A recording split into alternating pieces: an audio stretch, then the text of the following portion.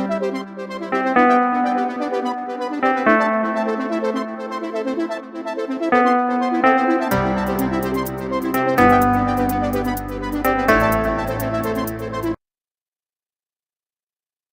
very warm welcome to everyone who has joined us today from across the world.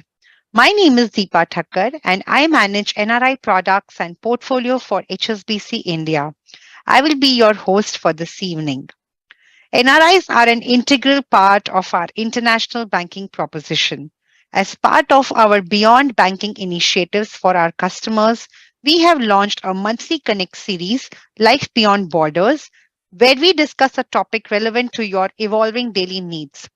In the last 6 months, we have covered topics like elder care, taxation, real estate management, nutrition, and lifestyle, and we have received overwhelming response for this series. Travel is something which we all love and brings us together. And here we are today discussing the pleasures and plight of travel. From luxury vacations to rugged trekking or deep relaxations, cultural immersions, the choices are as diverse as you can go. As it is rightly said, there is always plenty to help you keep dreaming that your next escape is never far away. Our guest today is a well known name in the travel influencer space who loves to step out of her comfort zone and be adventurous. She is an expert in venturing and exploring famous as well as lesser known places culturally and otherwise. Please join me in welcoming our guest speaker, Radhika Nommlers.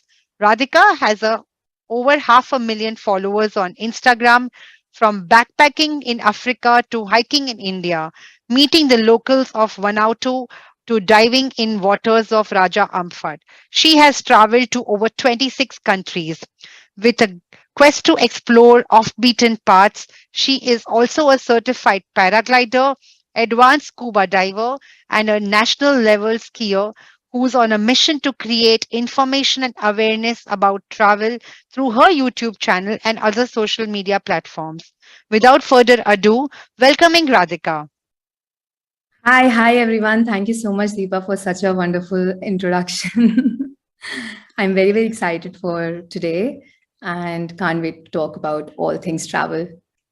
Welcome, Radhika, and thank you for joining us today. I'm very curious, and I'm sure our audience as well, that what made you a full-time travel influencer, like leaving your corporate job and getting into travel, which I think is everyone's dream. So, how did you do that? Actually, I had a very humble beginning. Started from scratch. When I was working as a business research analyst, I was going on a weekend trip, sometimes taking extended holidays and going on international destinations. And I really loved that life and independence and having that much knowledge of various culture and different destinations. So I never took a break between my school and office, like school, college, office, and decided to take a little bit of gap and just maybe try writing and figuring out freelancing world. Started blogging side by side. And as I started doing blogging, it gave me that independence to work remotely. And then I started doing this more and more, started doing this full time, started YouTube channel, Instagram started picking up, and it's been almost 5.5 years since then. So now there's no going back. Wow, it's like a dream for all of us. Radhika, since we have our NRI clients online, what are your favorite destinations when they come to India? What do you suggest to them, especially when they are taking their elderly parents out with them in India? What are your favorite places, and what do you recommend to them? I think India is very vast, and there are so many places you can cover, and you can fit in so many things according to your preferences. If you are into luxury, there are so many places to choose from. If you are into adventure, but specifically talking about going with elderly, they really like to have that cultural immersion. So going to places like Udaipur, Rajasthan, or visiting Agra, Taj Mahal, and if they want to see temples, then going to Madhya Pradesh is really nice. But if they want to have a very relaxed time and want to see landscapes and want to just admire the beauty and just relax with their family, then I think in Himachal there are many, many luxurious properties where you can just uh, see the mountain view right from your room and spend a very nice time, have bonfire at night. So if you are into landscape and nature, then going to the north. But if you want to see the culture, visit the temple, then exploring the central region of India, especially Madhya Pradesh, for me, is the best thing you can do with your elderly. Any particular place that you would recommend which you have been and you really like that place? With elderly or Yeah. for me? Yeah, like in say in Himachal, where could they go exactly? Uh, to be honest, I really love Manali, although Manali is one of the most touristy destination, but Manali has so much to offer because from there you can go to Spiti and Ladakh. If you have a lot of time, you can do paragliding, you can go to many hiking places, and there are so many luxurious properties as well over there. So for me, even though it's a very common place in Himachal, I still really like to go to Manali again and again because that place is for everyone. So yeah, in Himachal, for me, it will be Manali. Nice. The next question is about, when they get their kids here. While you did cover on the culture, but which is that one place which they should take their kids to get that Indian culture immersion as well, because they would have never seen India before this. Okay. So again, for kids, I will say to explore Rajasthan, because in Jaipur, in places like Udaipur, there are a lot of forts and history where they can learn about our what happened in the past in India, and the true essence of Indian culture can be seen over there to truly understand what is happening.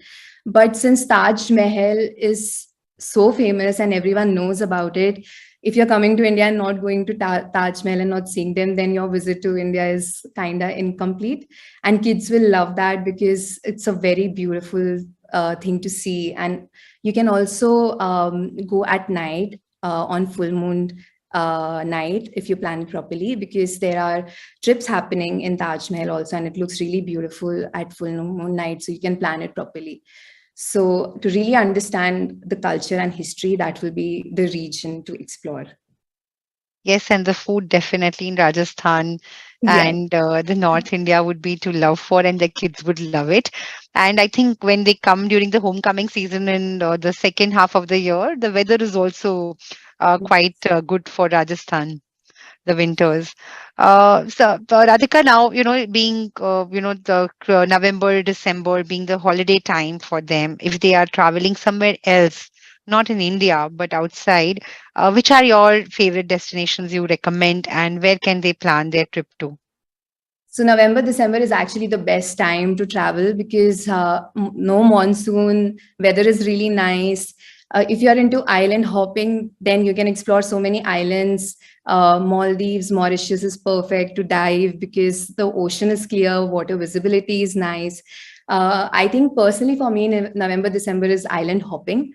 I love going to Indonesia, Philippines, Maldives, Mauritius, and if they are divers, then they will definitely love diving in those places.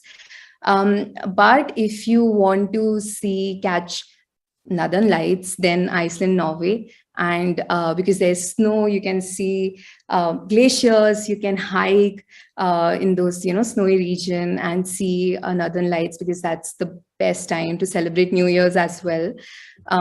People also rent out igloos over there and they stay there and catch northern lights right on top. That is something I have not done, but it's on my bucket list to go to Iceland and Norway around this time. So there are a wide range of options. Uh, in South, you can also go to Australia if you are not into winters because the season is reversed in Australia. So you can actually experience summers there. So if you're not into like colder region and if you want to see that belt, then Australia is also a very nice time because I went in December and the weather was extremely nice and lovely. Yeah, sure. And if you go to Iceland, then even the Christmas time, so the Santa village, etc., also you can explore if you have kids with you. So yeah, that's a very good suggestion. Thank you. What are your must-haves when you are traveling? What are some of your favorite ways to experience local culture? Uh, in India or where Or exactly? anywhere, anywhere. Like when you travel, what are your must-haves? Like you definitely carry with you in your bag. Oh, okay. So I think USD is very, very important because I have suffered a lot not having those spare dollars, because at times it might save you when you don't have cash, or when your number is not working or ATMs are not there. So at times dollars have really made my life easy to just get it exchanged. I remember once I was in Thailand, and I didn't have their currency, and Thailand airport does not have ATM. But luckily, I had dollars to pay for the visa. I just had a layover and I had to exit for a day. So one is that. Second is I carry poncho because at times, since I carry camera and have gear, having a rain cover is important, because if your camera or anything gets damaged because of uh, unpredictable weather, it might unnecessarily create chaos. Then I carry waist bag. People generally forget that, to have a specific pouch to keep your clothes. So I do carry that. I have power banks, because when phone battery dies, it can create a lot of mess, and especially if you don't have access to maps or Google Maps, you need that extra source of charging. So I carry that, having credit cards, so that I can get lounge access to make my life easier as a traveler. Because especially when on layovers, you need that lounge access. So these things I do carry. Apart from that, I carry printouts of all the documents, visas. I also carry sometimes spare cash, spare clothes. So these are like small, small things that you should definitely have whenever you are going abroad. Sure. And, in India, we are so used to the QR code and the UPI payments. But I had recently been to Hong Kong and they are yet not that digital economy. So the USD that you suggested is definitely needed. You need to have cash Yeah. and to ensure that you don't fall into a problem. Mm. Uh, Now, people are also asking us, how do you manage your budget? What are some travel hacks that you can share with our viewers for that? How do you manage budget basically? I plan it in advance. Like I try to create an itinerary and I see the cost of all the places that I'm planning to go. On accommodation, it's very easy to save money if you're staying in a hostel. I have also couch surfed. It's a very beautiful thing where you can stay at a local's house, not pay. You can take gifts, of course, and but they are just hosting you, and there's a cultural exchange happening, which is very beautiful to understand their culture, and they are also understanding our culture through this, and that has saved a lot of money for me when I'm abroad, and especially traveling to an expensive country. But otherwise, staying in a hostel is something which is amazing, because there are fellow travelers with you staying in a dorm room, and you can, if you're traveling solo, it really helps because you can travel with them and you can share the expenses. You can book a cab or maybe do a tour together, and it can reduce the cost massively. The beautiful part of couch surfing and staying in hostel is you can also cook your food. So I'm a vegetarian, so I like to have that comfort food, because at times it becomes Yeah. very difficult to have non-veg food. So I carry dehydrated food with me to manage all of this, and it saves a little bit of money here and there. Because at times when you're eating out, we don't realize it, but per meal expense goes up to 1,000 to 1,500 in expensive countries. So it can save massively when if you're going for a very long duration. Then I take public transport for sure. Or if there are a group of, like we are a group, it we can split the cost in a cab. But if you are again solo, then public transportation will help you a lot. Taking buses, taking metros, And they usually have apps or a website where you can see the timings of the buses and of the metro timings. So you can manage and plan accordingly and save cost on travel. So then afterwards, you don't mind spending on experiences because you are saving so much here that you can delegate your expenses and just spend it on experiences. So just a little bit of balance and knowing how to go about it and what is important for you will make a lot of difference for me. Having experiences is important rather than staying in a five-star property. So I just balance it. Yes, and you definitely touched upon solo travel, and I think that is, many of us want to now experience just because it gives you that sense of independence, and also you don't have to depend on anyone else when you where you want to go and what you want to do and how you want to plan your day. So, what are the five or four or five destinations that you definitely suggest if you're a solo traveler? uh, I started my in India. If I talk about India, I started my solo travel uh, trips from Sikkim. Sikkim was my first solo travel destination because it's really safe and there are a lot of companies, tour companies, and from you can take like cab and do a tour, group tour, come back. But if I talk about my international solo travel experience, it was Italy. I went there for 15 days. It's crowded and everything is well connected, and there it's a backpacker friendly destination, so you can stay in hostel, meet like fellow travelers. Of course there is a lot of pickpocketing happening, so it's another issue, so you have to be careful about that. But all these countries are really nice if you are especially a new solo traveler and if you want to have experience and gain that experience on how to go about it in future. Apart from that, Indonesia, Bali is very, very solo traveler friendly. Mauritius is another one. I have done solo travel here, so I can say with my experience that it was really lovely to solo travel here. All the European countries, a lot of my friends have done solo traveling, but like a lot of theft is happening, so just be careful. Apart from that, Hong Kong is really nice because I felt very safe in Hong Kong and everything is well connected in Hong Kong also. There are trains and again buses, so no problem at all. I have also been out late at night in Hong Kong.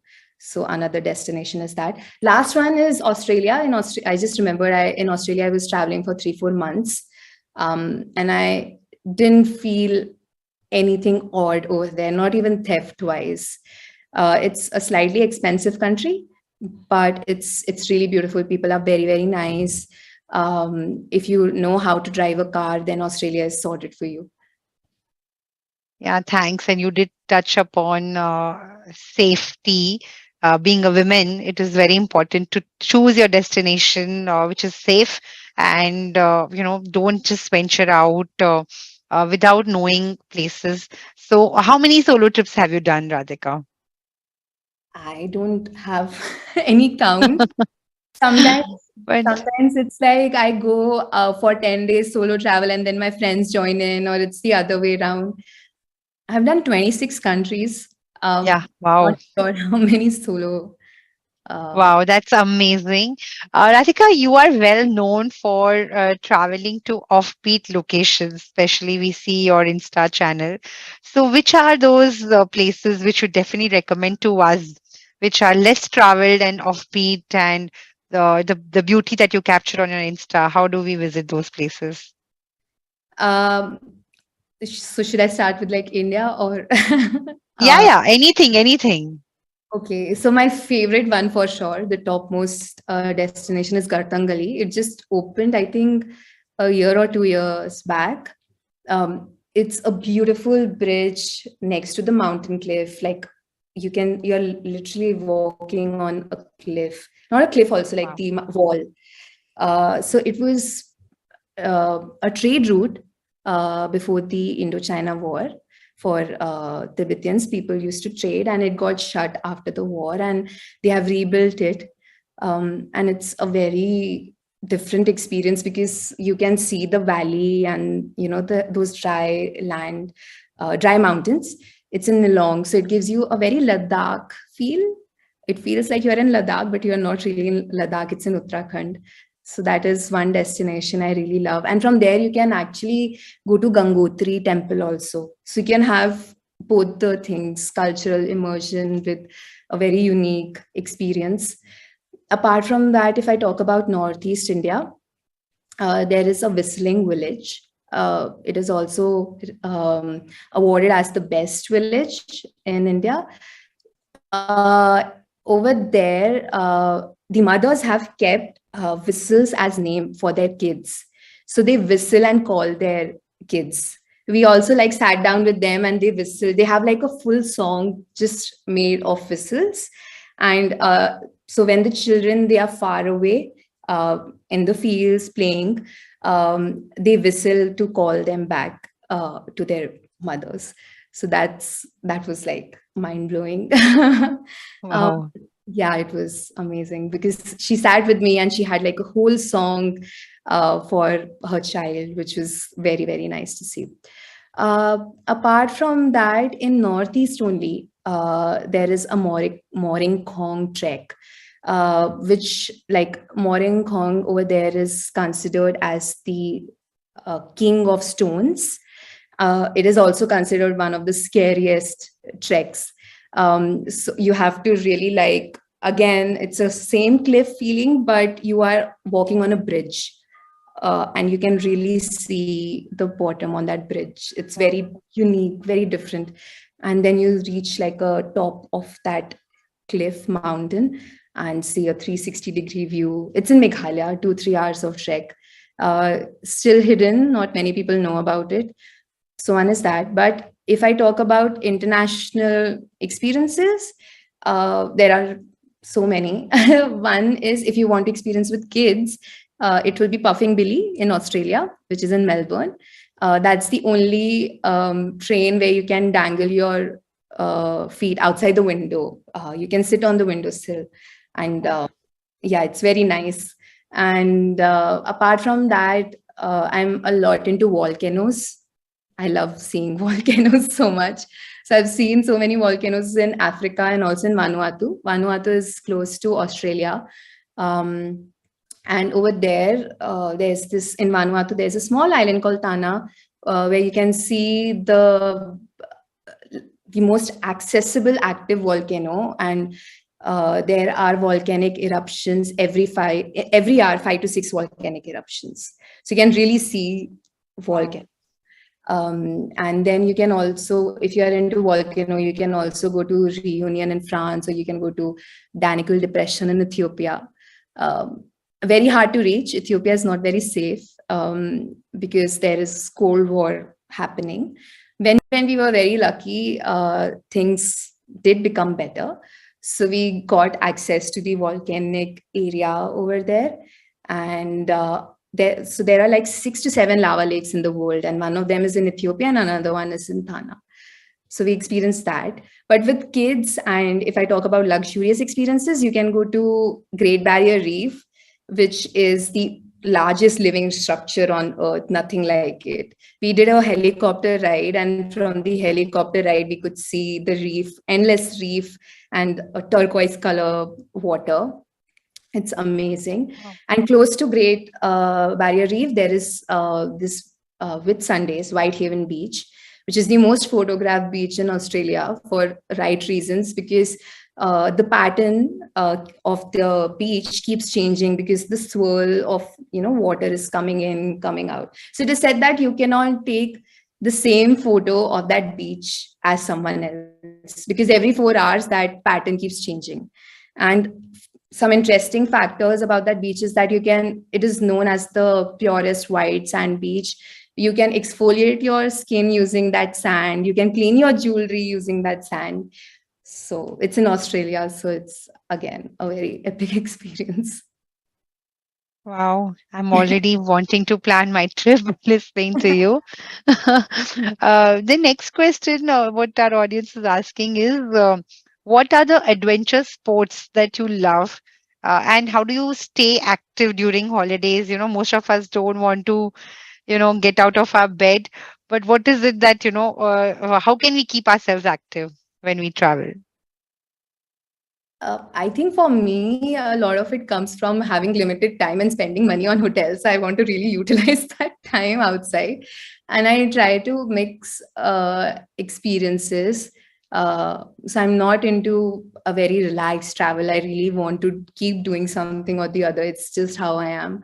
So I really want to, if there are hikes in a particular country, I have to go there. Or if I don't know, skiing or diving is happening. So I try to mix both of the things, adventure side with experiences or seeing the landscape or just excursions. Uh, but if I talk about adventure activities, there's so much to do. I think one of my favorite will be diving, because if you're a diver, you can really explore another world, which is the ocean. There's so much to see. If you are going to islands, after a while it becomes really boring. For example, Maldives, it's just an island. There is nothing to do, not even hikes. But if you are a diver, it opens so many possibilities for you, because there are so many dive sites around where you can see sharks, where you can see stingrays, whales. In Mauritius, also, like right now, one of my friends, she's diving with humpback whales and sperm whales. So you can, if you are a good diver, you can also dive with them.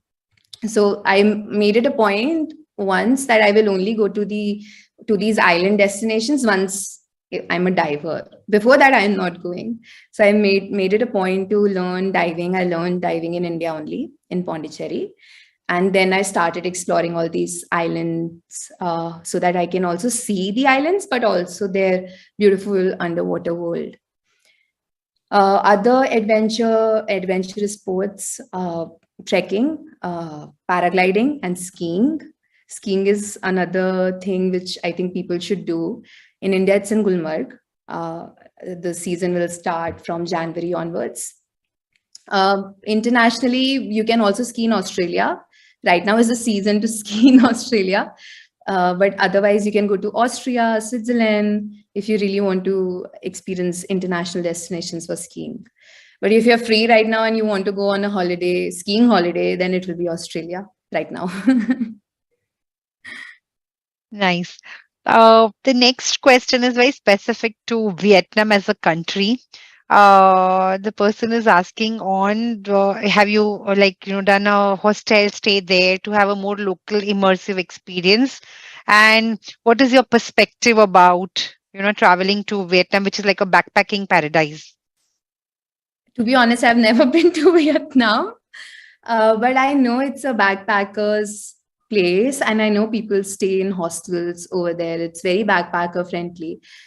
Actually, all of these countries, Cambodia, Vietnam, Malaysia, Thailand, every country here is a backpacker friendly destination. Lots and lots of hostels, group tours. So I don't know much about it, but definitely can stay in a hostel. And if you are struggling to find a good hostel, then my recommendation would be to go and read the reviews. That really helps. Like if I book it on booking.com, I make it a point to only book a place which is 7 or 8 plus star rated. Otherwise, I don't go with them. So Okay. I see if they have a lot of reviews and it's 7 or 8 star rating property. So that's a good guess to understand that it might be safe, or it will be really Yes. so. Yes. For our travelers who want to travel luxury, any experiences that you could suggest in India or abroad if it's a luxury travel holiday that they want to do? I can suggest many abroad. um, so my favorite, like I mentioned, was a helicopter ride on the Great Barrier Reef. It blew my mind because it was something else, seeing endless reef of different colors. It was very magical. Nothing like it. Like you can't even see a similar formation anywhere else. Apart from that, another helicopter experience that I really love is in Reunion. Reunion Island is part of France, but it's close to Mauritius. It's very strange geographically. It's in Africa, but it's a part of France, French territory. Uh, it gave a little bit of Hawaii vibe. It has that Hawaii feeling to it, and you can do so much in Reunion. You can see waterfalls, you can hike, you can see volcanoes, you can again dive, see whales. It also has one of the most active volcano. Every year it bursts. So if you're into again volcano, that is the place. But we did a helicopter ride, and they take you right next to the waterfall, between the cliffs. It feels like you're in a Jurassic World. That is something that I will recommend everyone to do. Apart from that, another luxury experience will be to go to Masai Mara in Kenya. It also gives, if you are into wildlife, that is the place for you. But in Masai Mara, all the properties are very grand and very nice and luxurious, very expensive, but it's worth it because sometimes you can see the wildlife right in front of your room, right from your property. Like we saw hunting, cheetah hunting, we saw giraffe mating, we saw a lot. And the sunset is really killer, nothing like it. It felt really nice. Um, Apart from that, yeah, as a diver, it will be Rajampat. Again, a very expensive destination. I was saving a lot to go to Rajampat because the property and diving cost is a lot, and properties are again very grand. But diving in Rajampat, the corals over there, the life is so magical and colorful. I have done some 50, 60 dives. So still Rajampat is one of my favorites because of the richness of corals and how alive they are. So yeah, top four. Okay. The next question is on your cameras and the gadgets that you carry. How do you capture such beautiful images? Which camera or phone you would recommend us to carry and take pictures? Because, that's the memory that we will carry back from our holidays. I have a lot of gear. My camera bag weighs around 12 to 15 kgs. It's a lot. If you are a lazy videographer or photographer, I'll suggest an iPhone 100%. It captures beautiful photos as well as videos, stable, everything, and it's water resistant. You can also take it to your pool at times. People have also uh, taken their phone in the ocean to capture marine life. I've never done this, so I will not recommend, but people have done it. If you are into diving, then GoPro. I use GoPro to capture my diving experiences. Uh, and since I can go till 40 meters, I have a waterproofing case because GoPro has a limit, certain limit, I think 8 or 12 meters. So you need a waterproof casing on top of your GoPro. So you need that. Then I have a drone. I think Mavic Mini 3, the latest one, which can also take horizontal and vertical both videos. Then I have Sony A7S3, which is the best filmmakers dream camera, and have three lenses with it. Wide, prime is for low light, and then zoom to capture distant landscape, and especially when you are going to places like Masai Mara and wildlife places, you need that zoom lens to capture the animals because at times you're very far and wide, or all the other lenses or even your phone can't really justify it. So my personal favorite lens is zoom lens. Apart from that, yeah, nothing else. Just that's it. Yeah. Yeah, so I think for people who are pro, they can definitely carry the camera, or else the iPhone 14 Pro would be, I think, the best one you're suggesting. Yeah. The next question is Radhika about, like you are a pro in traveling and you know how to plan, but people who are not that frequent, is the travel agent recommended? Because when we try ourselves, we may miss out some things, or we may not know the offbeat places that you're talking about. So what do you suggest, travel agent versus plan your own trip? And if we want to plan our own trip, what are the filters or checklists we should follow?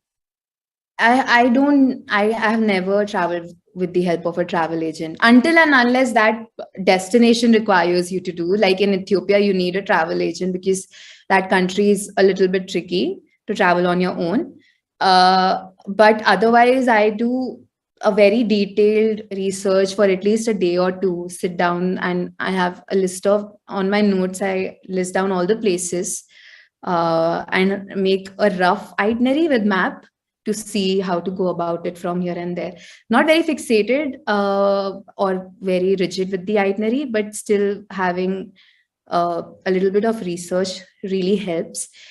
Best keywords on Google is offbeat places. When you Google that, type that on Google, it will give you so many articles of all these places.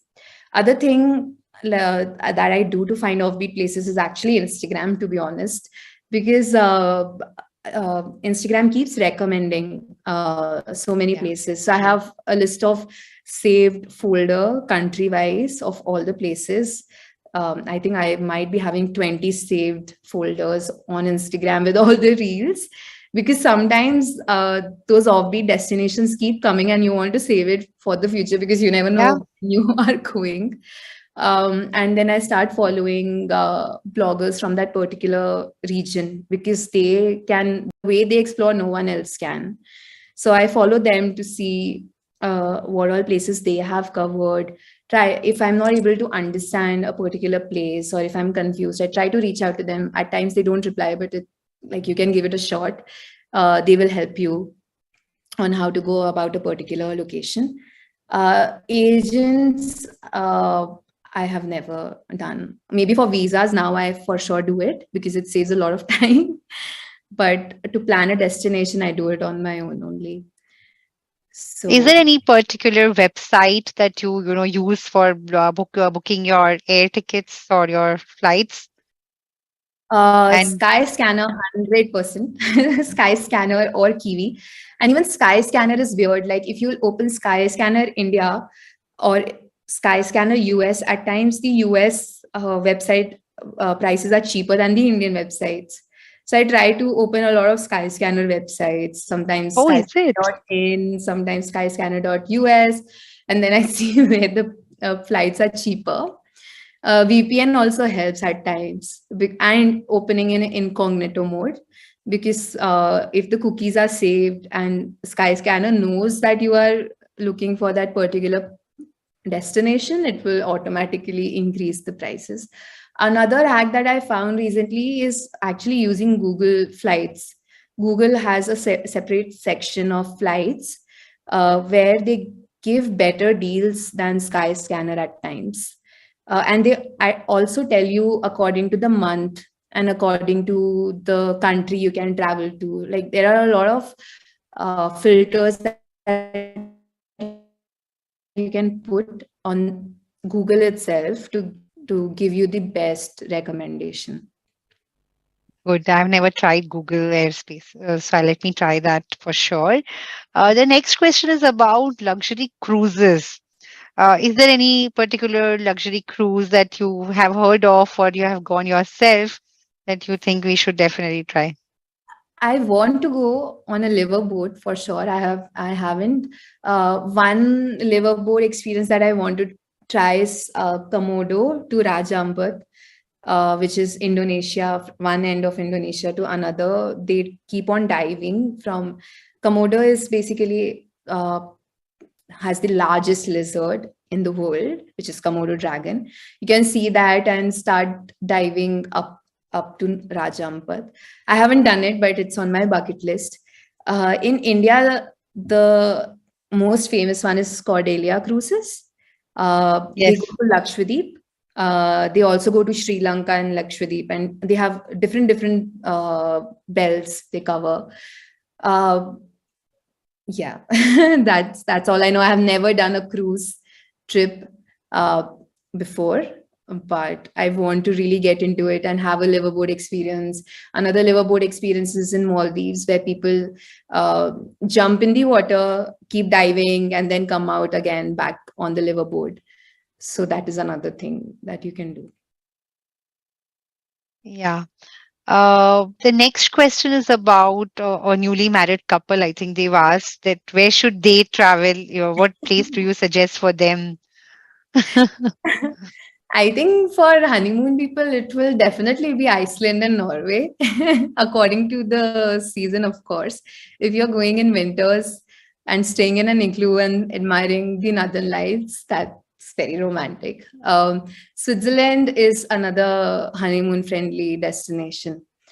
But if you are going to want to go to some really not offbeat exactly, but lesser known place, it will be Reunion, because it can give you Europe. It's a European territory, so it's very modern and developed with access to so many places. Um, so that is one thing that you can do. But I know people head to Switzerland for sure. Yes, I think Switzerland is a favorite for all the Indians, Yeah. especially after DDLJ. Yeah. One person is asking, what are the best travel etiquettes that you have picked up and recommend to us? Etiquettes. Hmm. I think I smile a lot now whenever I meet people. In Australia, everyone is just smiling at you. But when I come back to India and I smile at people, it becomes really awkward. And then I try to, like pick their basic language, in the sense how to greet them in their language. Uh, that I really make sure to learn, saying thank you in their language, hi and bye, and they're like, they really love when you put that much effort. Uh, and one another thing that I've realized over time is that kindness really helps. At times, because of cultural differences, they are not able to really understand what you're trying to say. But if you're kind to them and understand their perspective, they will also like calm down instead of like picking a fight. Not fighting in or arguing in another country is something I try not to do. Apart from that, having air tags is another thing which I learned over time. In Hong Kong, my bag was misplaced. So I had air tag, not exactly an etiquette, but something that I learned Yeah. in my travels, to keep a track of my belongings. So I have four air tags in every bag, and I just know where it is. And in Hong Kong, since it was misplaced, I was able to track it because of air tag. Having printouts, again, not etiquette, but something which Yes. I got into trouble previously, and now I've learned to have printouts, to keep on checking your passport every now and then. Your passport is something that you should not lose because it's another mess. Yeah, these are my learnings as well. Yeah, I think air tags is right because, sometimes if you lose your bag, it Yeah. becomes very difficult to survive. The next question is about language. When you travel internationally, sometimes language does become like a barrier. So, is there any particular travel or a language app that you download, and how do you use that to communicate with the locals there? Uh, so as soon as I land, I first thing I do is take a SIM card because internet is extremely important. Yes. And I download Google Translate. Like, not download, it's just there. You can have Google Translator. What it does, it either you can just type it out your in English, and it will convert it in their language to communicate, or you can at times just give the phone to them and they will speak in that translator, and you can see what they are saying in English. That is one way, one of the best ways actually, and I think the only way that I use to translate with people. uh, Sometimes sign language also help if you do not have internet, but that is very rare if you're going to some really remote destinations. If you are going with a tour operator, they make it a point to have an English speaking guide with you who can really help you. So I think going to an offbeat or no internet zone without an English speaking guide will be challenging and not something that I will recommend. But Google Translator will save you in all these scenarios. The next question is about shopping. Do you do you travel light and shop locally there, or what do you like do shopping? How do you like manage shopping? And normally, I think we see people coming with huge luggage back home. So, what is your philosophy about it? I think I keep a little bit of extra space in my luggage already. I don't carry another luggage for shopping because that's an extra cost while coming back. Try to carry as much as possible from home only, but I really like to have some local touch with me. All of this is just a local from different countries, so that I remember those countries. Uh, like when I was in Hong Kong, they have a culture of wearing white shoes. There's a sneaker street where you can get shoes at a very cheaper price. So made it a point to keep shopping for sneakers in Hong Kong because it's Yes. full of stores, sneaker stores, and bought like cargo pants. So it depends. If I want to dress and look like a local and feel like my clothes are just almost over, I pick it up, but pick it up in a way which I can use later as well. And then to remember the countries, I carry all such small souvenirs, but try not to spend so much just to balance. Yeah, definitely. And I think people like me, we go overboard. So, so yeah, that's a good suggestion. Radhika, the next question our viewer is asking is on what are the apps that you make it a point that you download before you travel? And does it differ from country or destination? Are there any Yes. particular apps? Yeah. For instance, Uber apps like Uber for taxi, it doesn't work everywhere. In countries like Singapore, Indonesia as well, it's Grab. So you need to have Grab to book taxis. Um, if you will Google the most important apps to have, there are so many websites and articles that you can find and download accordingly. Google Translator is another. Splitwise is another one if you are traveling in a group. Then Booking.com for hotels. Um, Offline maps, maps.me is something that I love because maps.me is more extensive than Google, especially if you they have all the trekking routes as well on their offline map. Otherwise, you can download an offline map on Google itself. They have this section of selecting the region and then downloading that particular map of the destination. Yeah, so these apps is like they are a must for sure. Radhika, you did mention earlier that you travel, you stay in a hostel to get more of a cultural experience in the local with the locals. How otherwise, if you're not staying in a hostel, how do you still get to know the local culture? And like because when we travel and we ask the cab guy, he'll normally tell you a famous place. But if you want to travel to a very particular destination there, or very offbeat places there, what is your recommendation we should do? To get that local experience, Yes, yes. I think you can. It's very easy to get local experience if you're sitting in a restaurant. Sometimes people themselves start talking to you. They are so curious about from where you are. Not maybe in places like which is very touristy heavy, like places like Indonesia and all. You might not get that local experience.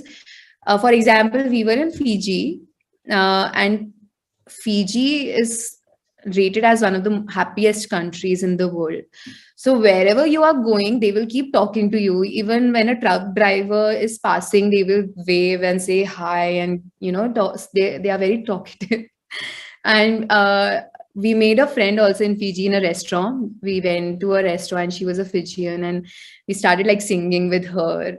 Our She knew our song, Bollywood song. So you can talk to locals in these areas if you are not a very hostile person. And at times like if you're renting a scooty or renting a car, it's very easy to just interact with them and keep talking to them and make them your friends, because if these people are your friends and you are in their good books, it will help you so much, and they themselves will start recommending you places. And at times just smiling to a person helps. So if you'll smile and they are very friendly, they will again, they are very curious, they start asking from where you are, why are you here. And if you are a solo traveler, then they are all the more curious that why are you traveling solo, where are your parents, or don't you have any friends. So yeah, it's just local experience you can get anywhere and everywhere. Even in hotels, the staff that is working is they are locals, so you can start talking to them if you're not a hostel person. Or you can go on, another thing is going on couchsurfing website and seeing if there are any tours happening. So all these travelers and like-minded people come together, and you can go with them and travel with them.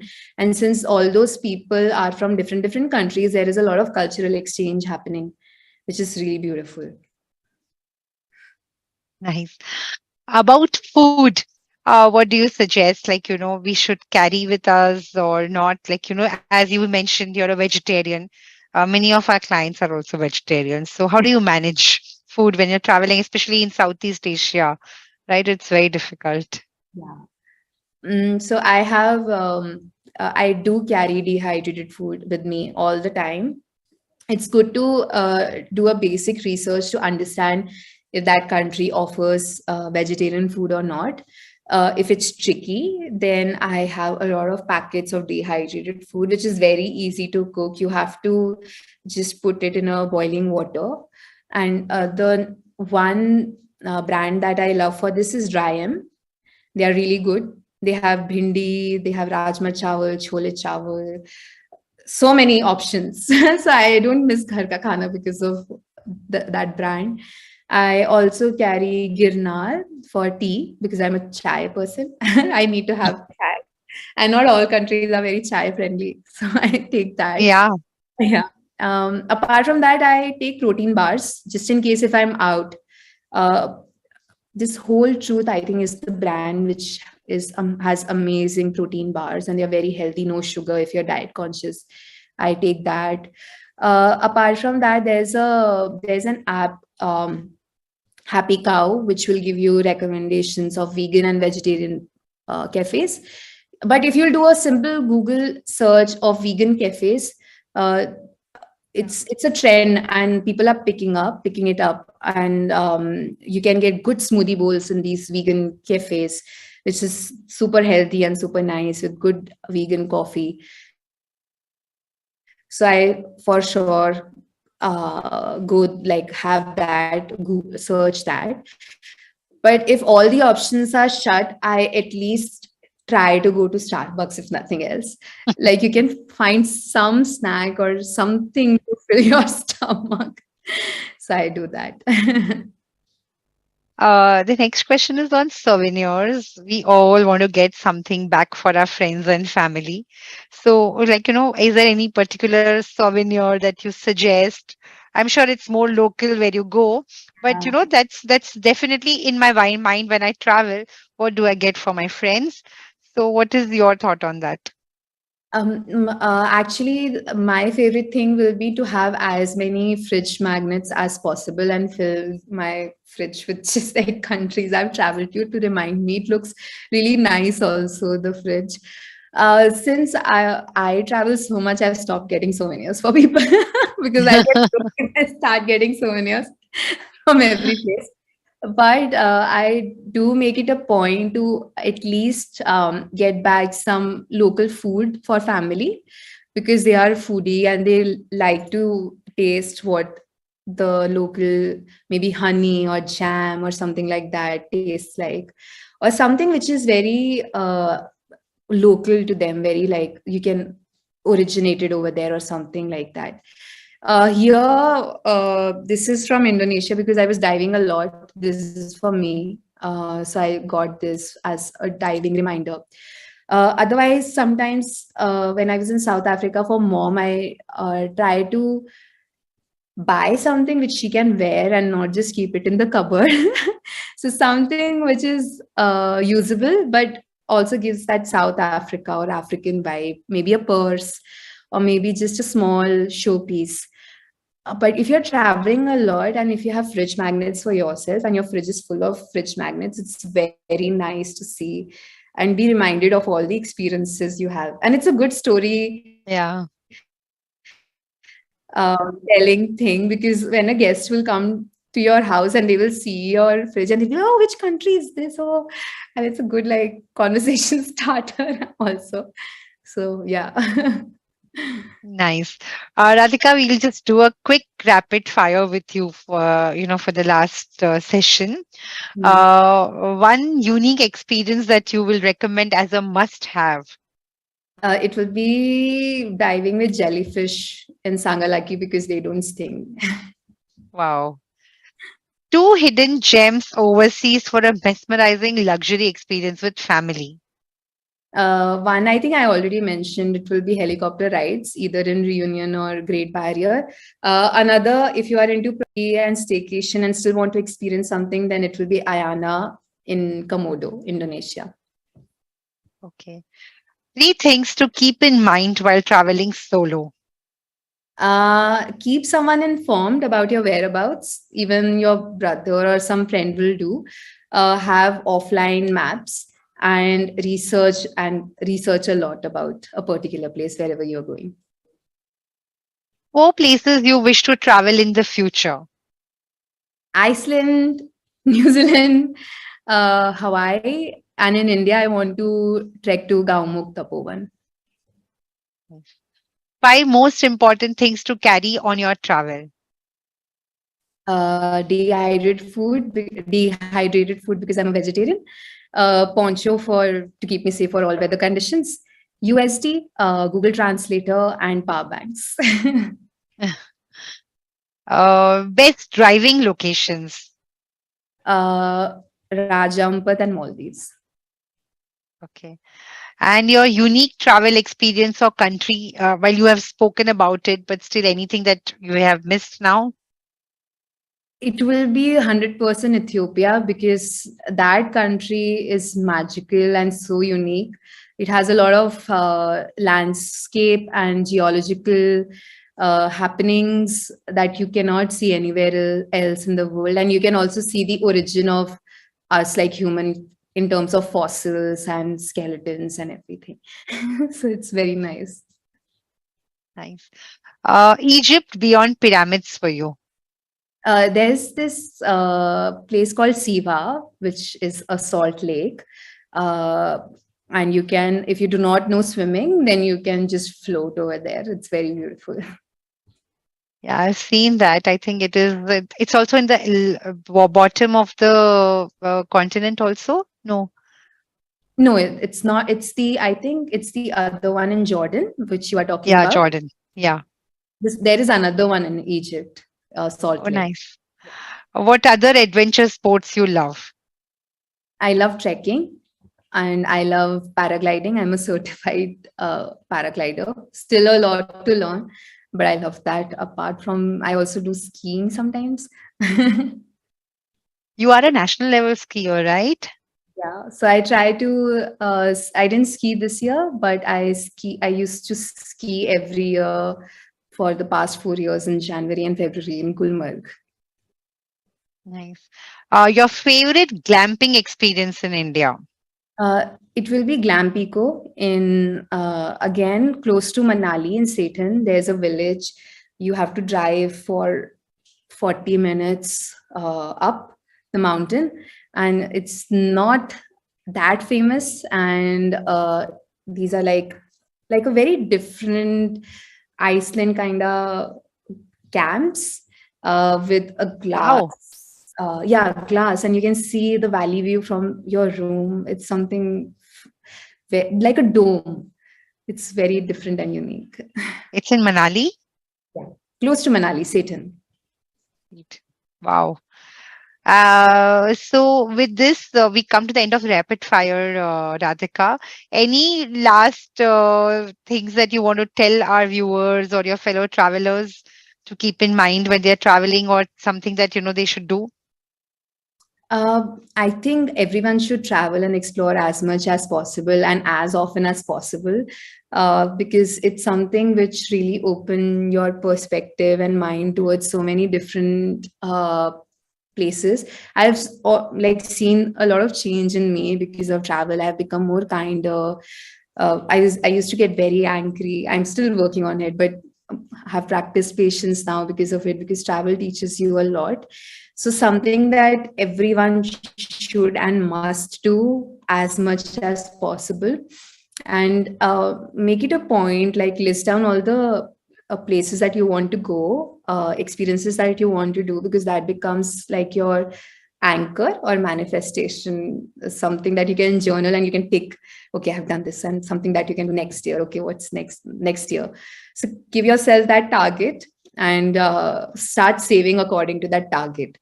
So that ways you'll be able to experience a lot and feel more happier and feel more grateful about it.